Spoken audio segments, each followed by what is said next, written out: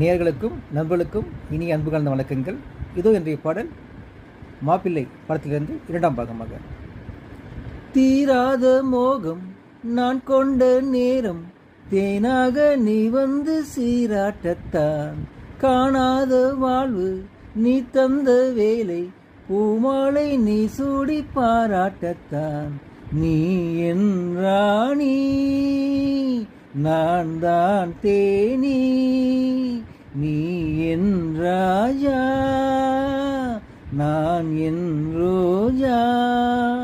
தெய்வீக பந்தத்திலே நான் கண்ட சொர்க்கம் இது, காதல் உறவே என்னதான் சுகமோ நெஞ்சிலே, இதுதான்